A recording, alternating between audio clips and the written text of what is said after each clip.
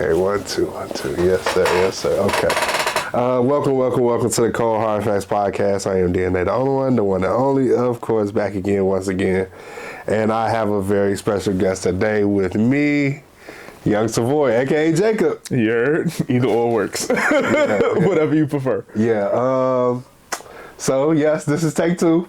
People don't know that. That people that we did this already. Hey, shit happens. It's cool. Right, exactly. So, but we can get into that, and we can get into everything you too. Sure. So, again, like, I don't mind being in my openness of I be fucking up, like, for real.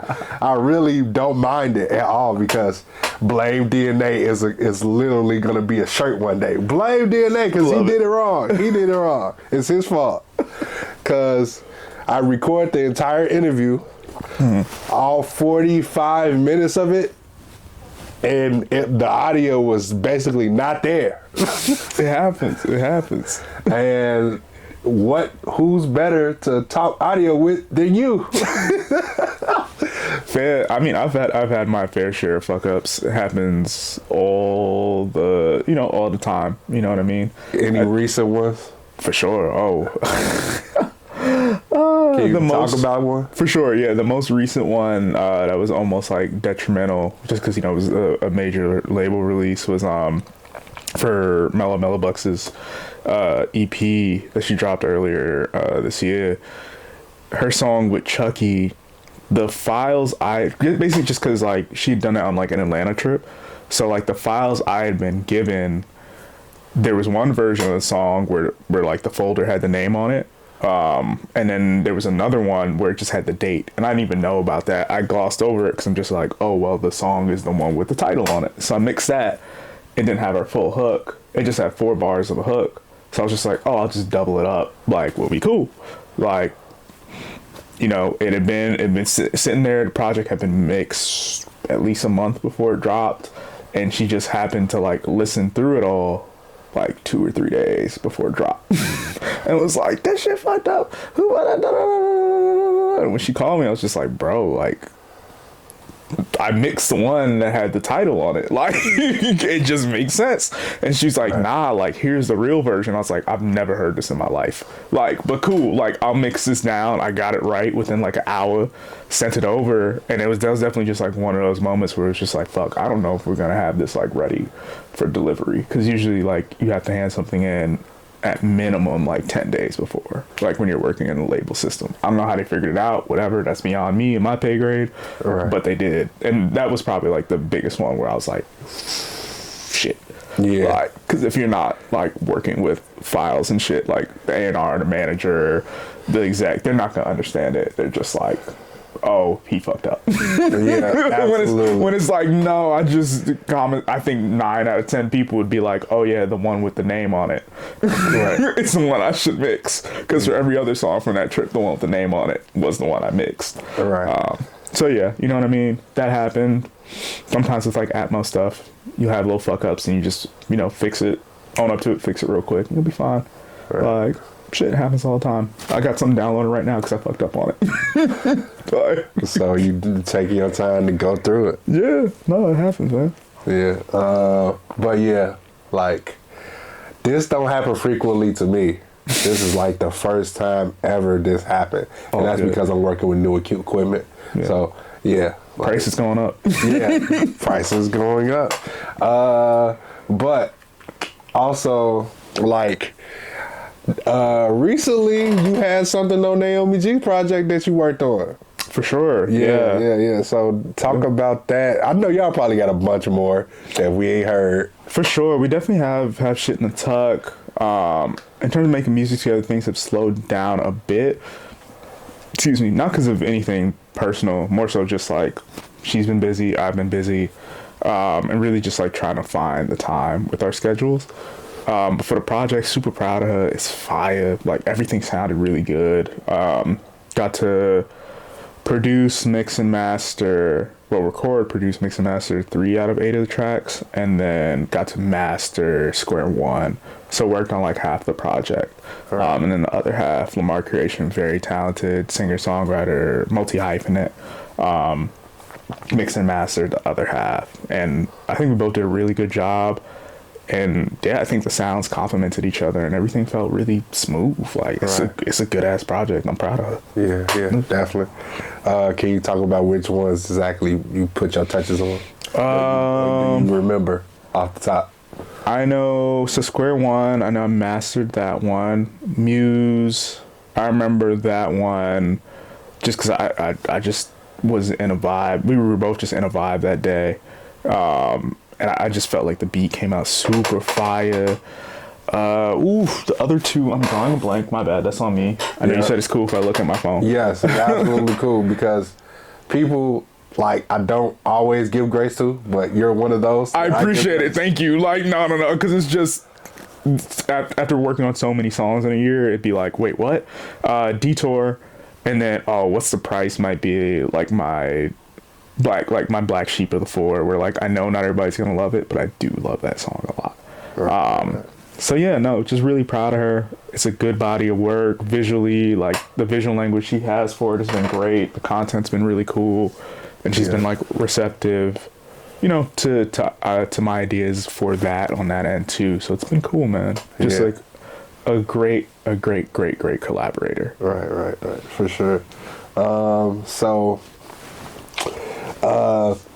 No plans today as far as like working with any artists today, or do you have any plans to work with? Yeah. No, today definitely we'll be getting to work with some R&B. I'll be mixing some R&B stuff after we rap, and then, you know, probably like be recording some R&B, and I don't know who I have later tonight. I'm going to assume rap just because it's been our bread and butter as a studio, but I might fuck around and get surprised.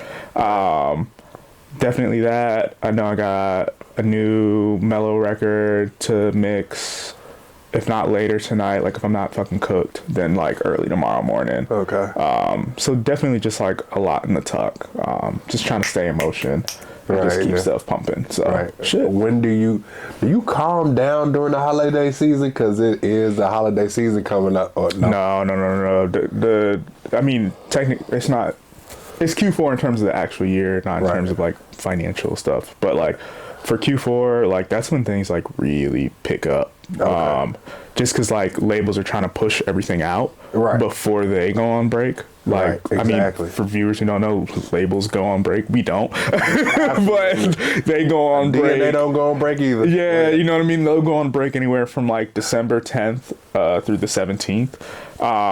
And they're trying to get everything done. And then like for like independent contractors, like, you know, the producers, the recording engineers, mix and master, like whoever has to send them an invoice, like the video guys, whoever else, artwork. We're trying to get everything done ASAP, because like if you send in your invoice too late, no one's finna see it till like middle of January. And then if it's a net 30, 45, 60, you're not seeing that bread till March of 2026. Damn. And if you did like 3 albums, you're just sitting on a lot of bread that you're not gonna see till For sure. 3 months later. Have you ever came across, because I know you produce too, so have you ever came across an artist that was like, okay, give me your 3 best songs that you feel like you can pretty much gonna eat within the next couple months off of? And what regards? Like it's gonna stream well, or like they just are passionate about it? So like the songs are already recorded? Yeah. I mean, I think it just depends on the artist. Like, of course, if I had something to do with the beat, then of course, you know, I'll get my cut. If it's somebody where like I'm super hands on and like we're reworking the song, we're rewriting lines, we're super involved in the mix process, then like, yeah, definitely gonna ask for a cut of that, because it's like, all right, now we're going above and beyond. And whether or not a song does well, it's just more so like a respect thing. And just as a principle of it. But no, I've never asked somebody like, yo, play me your best and let me get some of that. I'm usually just like, yeah, like, let me hear what you've been working on so I can just see where their headspace is. You know what I mean? Whether that's production or post-production in terms of mixing, it's all informative. Like, Right. if I'm gonna send somebody a beat pack, I definitely want to hear what they've been making, Right. even if it's the stuff that they're like, they haven't teased yet. Because, maybe it's like a drill rapper wanting to do some melodic stuff, they're a little nervous. But if they send me that, then I know, like, oh, I can send you these kind of beats too. Sweet. Right. Like, so it just depends, Right. Okay. So what about working with artists that's like on the fence about what they want to do for real, and stuff like would you play something new or play something old that nobody touched already, or on the fence in terms of like they What they don't know want. where they want to go. right? Yeah. I think if somebody doesn't know where they want to go, if it's like a cook-up sesh, Yeah. then like I think the easiest or the quickest and most efficient way would be to just like start playing them loops, whether they're my own, the homies, shit that was sent in. It could be a fucking Splice loop. It don't matter. Right. But just start playing loops and just see what catches their ear. So maybe it's just like 3 out of 20, and it's like, okay, cool. Like, which one out of 3 is your favorite? This one? Okay, cool. And then that'll dictate like how I'm gonna do the drums and the arrangement. And then you start to see, do they like 808s? Do they like subs? Do they like both? Like, if they like both, then we gotta arrange it a certain way. So it really just depends. If it's somebody looking for like a mix and they don't quite know what they want, then I'll ask them to send references. If they can't think of any, then I'll listen to the song and I'll be like, okay, it reminded me of these 10 songs, and then similar thing. Pick your top 3 out of these 10 in terms of how you like how they sound. Okay, now pick your favorite. And then it's like, okay, cool, we're gonna go for this aesthetic. Sweet. Like, so, it's just about giving them a bunch of options. Artists tend to be super picky, so they'll probably only like a little bit. Right. And then you whittle down that little bit, because it's usually not going to be more than 5 options. And if they're really stuck between 2 or something, then fuck it, you just make 2 beats. Like, or you make 2 different versions of the mix. Exactly. What software are you using to basically master everything? For mixing and mastering, for mixing, it'll always be Pro Tools for me. It would take a lot for me to move away. I don't know, just, grew Muscle like, memory? Not just muscle memory, but like grew up being able to like, and when I say grew up, like in college, I got to be fortunate enough to like learn how to like record and mix on consoles, but then also working in the digital space. I feel like Pro Tools just gives me that closest console feel, Right. where like I'm not thinking about the computer as much, but I'm more so just like, okay, how does it actually sound? So Pro Tools if I'm mixing and mastering for sure. If I'm producing, I started with Pro Tools when I was super young, like 15 to 17. That shit sucked. Moved on to Ableton, and now I'm mainly in FL. Like, I'm relearning FL, but sometimes I still do open up Ableton when I have an idea and I'm like, I just need to do this quickly. Right. So yeah, Ableton or FL for production, mixing, mastering, Pro Tools. Okay. So all digital, you're not really messing with the analog at all. Oh no, I have an analog somewhere at home. You know what I Okay. mean? So it just depends on the type of song, but I'll run stuff through there, like just to get like a bigger, more expensive sound. Just to compete with the dudes who are making like 5,000 a mix, or you know what I mean, and they can afford to buy a house worth of gear. Like, Right, yeah. So definitely, yeah. And sometimes when I feel kind enough to bring in like some recording analog gear that I have, I'll bring that in too. Right. If I just like, I've been bored and I want a different sound. Right. Yeah. So it just How depends. often is that? Like once every 2 months, but like when I'm mixing, I will run stuff through it. You know what I mean? Right. Yeah. So if somebody's vocal sounds dull, I'll be like, oh, I'm gonna run it through this Neve thing into this compressor that I have, and boom, like now it sounds a little more lively. Right. For the summing stuff, that's a Neve too. Like I'll run it through that. And it depends on the song. Like, because sometimes shit is already hitting super hard and it doesn't need that. Right. Like, only 1 out of like the 4 mellow records I've mixed recently, I've been able to run through it and it's been cool. Everything else I've been like, it's too much. Like, this shit was already smacking. We don't need all this. So it just depends on the record, man. Yeah. Like, but yeah, no, definitely love the digital and analog. Just depends on the record. That's cool.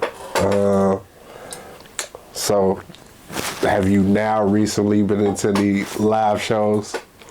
Oh man, I remember you asked me.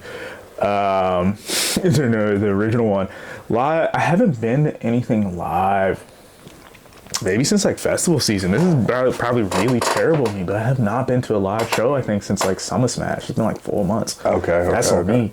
Like, as I'm thinking, there's been plenty of stuff I've wanted to go to, but I've just been like, I don't feel like trying to finesse, or I've been like, damn, it doesn't work with my work schedule. Right. Like, I know when Clips was here, it just like, that was just a crazy week. Like, I couldn't make it happen. Right, yeah. But no, off camera we were talking about Leon Thomas. Like, there's enough time. It's like 6 weeks out. I can prep and be like, all right, let me shoot some text, see if anybody can, help finesse. If not, then cool. Right. I'm gonna buy these tickets. But also, like, I now have time to be like, oh, I won't be in the studio that night. Yeah. Like, so it's just on me to be a better planner. Like, yeah, absolutely. Yeah. Yeah. Like recently, sometimes it's really crazy. At least on my end, I have to be everywhere sometimes.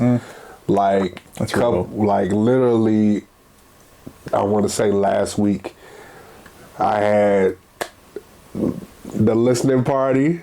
True. Galaxy Francis thing, and also somebody else thing in the same night. So I went to both. Oh, you did? I did go to both. Man, no, I know. And then I had the JID concert. Oh, yeah. That Saturday. Yeah. So I went to all three. Yeah, damn, that's a lot. Yeah. I know you had fun, but I'm sure by the end you were... Yeah, I was through. Gassed.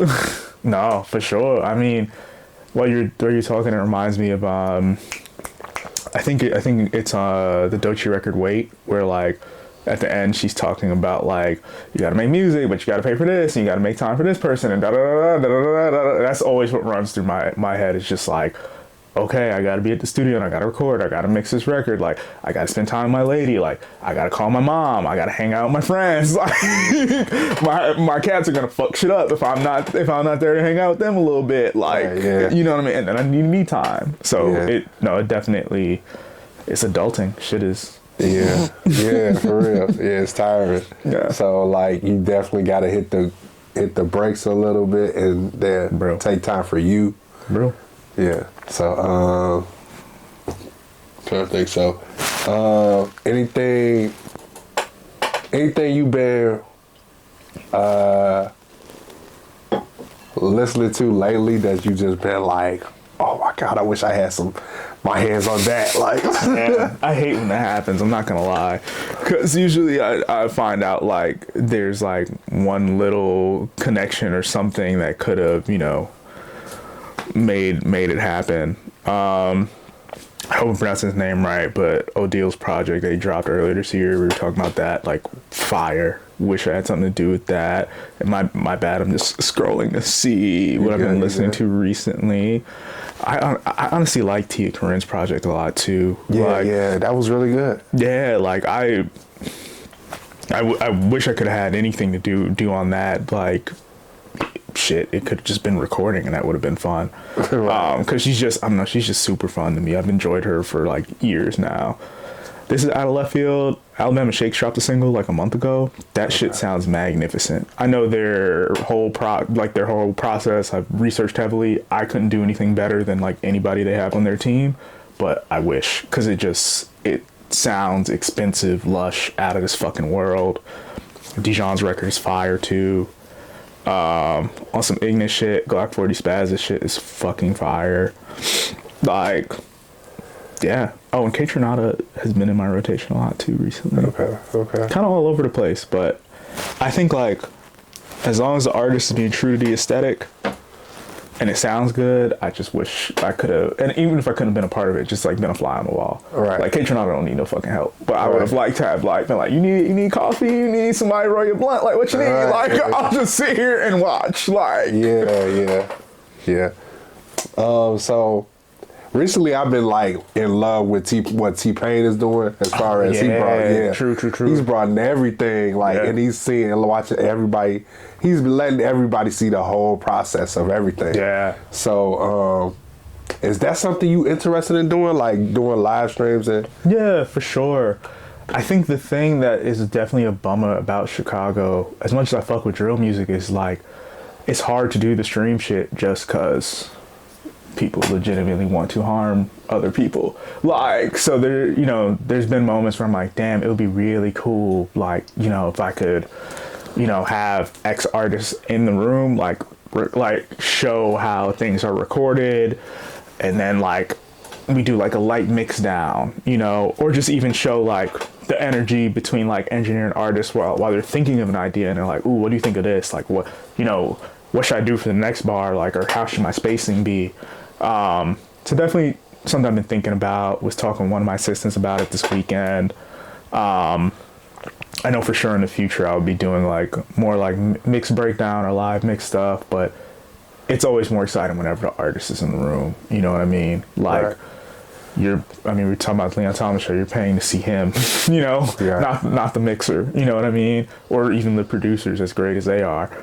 So it's definitely something like I'd like to get involved in. An initiative of mine has just been like being more diverse with the work I can take on when it, you know, comes across my desk. So hopefully, you know, be able to get like maybe some R&B artists or like Afrobeat or, you know, Afrofusion kind of artists in here. So like, you know, we don't have to worry about, you know, the unfortunate, reality of like our music space here in terms of safety. Yeah, for sure. So what about, besides drill, what do you like to listen to? I know you already said K Tronada, which is, man, yeah, slept on for sure. I mean, I love house, like damn near anything that falls under the electronic umbrella. Okay. Like, I'm not the most well versed. Like, I'm not gonna be like, this DJ did this cut in 2012 and that. Like, I'm not that kind of guy. I'm just like, this sounds fucking good or this sucks. Like, and I move on about my day. Like, but I love house a lot. Love R&B. That's probably like what, like R&B and pop is definitely what. Funny as it may be, R&B, pop, and then and then pop punk, because it was really big in the 2000s. I'm dating myself a little bit. Are the three things that got me into music and like wanting to play instruments, because I was just like, this is so fucking cool. Like, they're able to just like get structure and like everything like sounds damn near perfect. Like, this is sick. Yeah. And then, you know, when I hit high school, late middle school, was like when I started to get into like rap and hip hop and shit. And I'm like, oh, this shit just fucking fire. Like, of course it was always around, but really just like enjoying the musicianship of it. But outside of drill, I don't know. I really just like, you'll mostly catch me listening to like to R&B or some pop shit, or you know what I mean. I was listening to Chainsmokers on the way over here. They're not my favorite, but I just be trying to keep my finger on the pulse of what's going on in pop music, because they're selling a lot more than drill is. yeah, definitely. But I mean, even this like recently, like I feel like it's not a medium on basically hip hop and like how it used to be. Like, oh, what you mean? I mean, like it used to be like everybody would be playing some certain songs, but now it's like a little bit of like, oh, you hear this artist more than that artist. Now it's fair. I mean, I don't know. I think things are just like more fragmented than they've ever been, but it's also like, and this isn't for everybody in the hip hop rap space, but it's like, you gotta make records, not necessarily that are universal, but just that like people can relate to. You know what I mean? Like outside of your space. I think in terms of, and I'm an outsider looking in on Chicago, because I'm not born and raised here. Like, I've been here for like 8-ish years, but I'm from New York. Like, but outside looking in, there's moments where I'm just like, I get it because I've lived here long enough, but I'm like, I don't relate to this. Like, and when I go home, I'm not hearing any of this shit. Like, and it's not because it's not good or it's not people's stories, but it's just like, it can only go so far. Like, so I think in terms of like what we've been seeing from like a lot of rap, just in terms of like on the internet, of course I'm talking like local in terms of Chicago and like the drill scene, I think for a lot of reasons why you might hear one artist way more than the other, just because it's like, I think on the side where you're not hearing as much, but you are seeing these people's faces, it's like, they're just kind of rapping, which is cool. It's cool to be able to rap. But then on the other side, you have people making songs. Like, and that's not to like stick my nose up at anybody, but it's just like you can look at decades of empirical data saying songs are going to win. Like having well-structured songs that people can live to are gonna work more than just rapping for 2 minutes. Yeah. Do you like the growth in like how more things are getting noticed on TikTok than anywhere else? Or do you agree with that? I think it's cool as a starting point, right, for sure. You know what I mean? I found really cool people, you know what I mean, through TikTok, or I'm reminded of people that I forgot about. Like, been a big McG fan since like 2016, 2017. Actually, I got the fucking Spotify receipts to show. Like, doesn't believe, but I wasn't reminded of him and his new latest wave until like I came across a TikTok maybe 2-ish years ago, and I was like, what the fuck? Who is this? And I was like, oh, it's the same dude who's making like easy listening like indie stuff, but like now it's got a little bit more of like an 80s grunge aesthetic. Sick, you know what I mean? Like, so I think it's a good starting point, because then I went and, did a deep dive on what he's been doing, and without TikTok I just wouldn't have known. I think it's a good starting point for sure. I like the fact that it lets people engage with the music and the artist as well, like more so than you kind of get from Instagram, in my opinion, just because people use your sound and like remix it and stuff, and I think all that's fun. I think the downside to it though is that it's like you can become a TikTok artist where it's just like you're making shit with that in mind, right? Exactly. And it's like with that I feel conflicted, you know. I feel like if you are trying to make music that's palatable to people, then like, yeah, you want to hook them in those first 10-15 seconds, but like as soon as like artists are like, man, I'm gonna try to have like a dance go viral on TikTok from this song, I'm like, all right, now we'd be too deep in the digital trenches with it. Like, you gotta just let that shit happen organically, you know what I mean? Like, so, it's pros and cons. I'm mostly for it. Like, I won't sit here and say 100% by any means, but I am mostly here for it. Yeah. I kind of find it like kind of difficult for artists to really get a real push, because they just hanging on this one song and it's getting so much push that we forgot about the artist now. Like, yeah. No, that's fair. They kind of become more of an avatar than a musician. That's fair. That's why I'm like, it's one of those loaded questions where, and the only reason I'm drifting off is because I'm like genuinely thinking about it. It's a loaded question. Yeah, for real. But I only said that and think of that because what's that song? Affirmations, where the girl, it's a girl, I forgot the name of the girl, but the guy who's doing the dance to the song has popularized it. And then once I found out who the girl was, I looked into her, but that's all she has is this one song. It's kind of disheartening in a way. My only challenge to that is I'm like, well, how is that any different than like a quote unquote one hit wonder? That's always been a thing. Yeah. Like, somebody might come out the gate swinging with that first song, but then like the follow-ups, are hard to achieve. Even before the digital era we have right now, the follow-up just can be hard to achieve, or everybody thinks they're just going to get part 2 of that song. Like, I feel like that's not so much anything new. It's dressed up differently.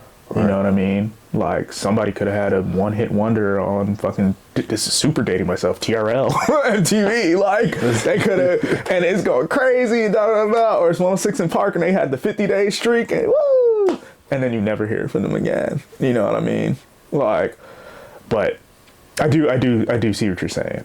Yeah. But I don't know if it's anything particularly new. I think it's just about how you use the tools available. All right, exactly. Yeah, for sure. So, what do you think about like the basically the current landscape of music right now? You think we're in a good space? Music as a whole, not just like drill. No. I'm about to say, I think musically we're in a great space. I just think motherfuckers need to get paid more. Like, you know what I mean? I really think that's the only glaring issue in all this is it's like people who work and make their living in the industry that aren't like working as like a label A&R or marketing person or exec or something. Like if you're not in those buildings, you have no health care. You know what I mean? You have no workplace protection. Like you don't even have a guaranteed salary. Like shit, you don't have guaranteed vacation time. Like if you want to start a family, there's no protections for that. But if you're working at the buildings, there's paid maternity and paternity leave, as there should be. Like, and then when it comes down to like wages and stuff, it's like you'll see the music industry made X amount of like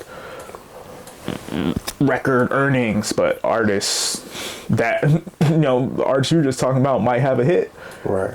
And she might be struggling to pay rent if she can pay it at all, right. And that's just insane. You know what I mean?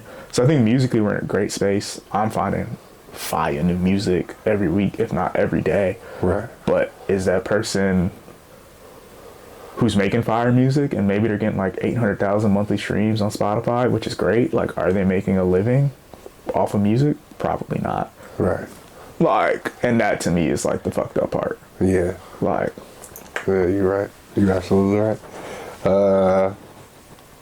So what do you think will help that?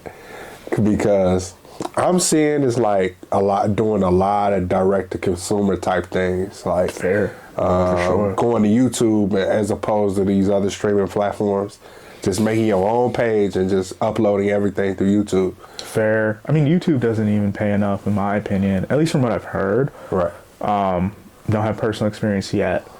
Like, so I think, as you're saying, like the direct to consumer, I think what people have to do is like use that as a platform to be like, okay, come fuck with me over here. You know what I mean? Like, or shit. And this is like would be a huge undertaking and would take the really big artists in the industry to like back it. But like, why don't we have a union? Right. Like if you're in film and TV, you have a union. That's why the writers were able to go on strike and do something effective about AI usage in their industry. We can't do that. Right. Yeah. That's why you have older producers. I won't say no names, but I'm sure if you've been on the internet, you've seen like kind of slutting themselves out and being like, oh, I'm gonna use AI and da da da da da. And it's like, instead of signing a real artist and putting real money in a real person's pocket, like in their team, you're using AI. So I don't know. I know that would be a huge undertaking, and like the powers that be that are making record earnings would be against it. But to me, that would be like the true solution would be you got to unionize so like there are protections like for everybody, from the runners to the multi-platinum artists, like to the kid doing 100,000 from their bedroom to Taylor Swift selling 4 million in a week. Like, right, if they're just protections across the board, exactly. They'd be like, okay, cool. Like, baseline, I know, nobody can fuck with me in this way, and if they do, I can go to the union, right? Yeah. And we get them the fuck up out of here. Yeah. Sometimes it takes the artist. Sometimes it takes, I don't know. Yeah, it's such a huge undertaking. I'm not gonna lie, but right. It could. As I'm talking now, it could also just start with like local chapters and stuff. But I don't know. I digress. Right. Let's see. Now I gotta go to the phone. All good. So I don't know if you really know about how Kehlani, she put out a EP, right? Mm-hmm. And all of it is remixes of Folded.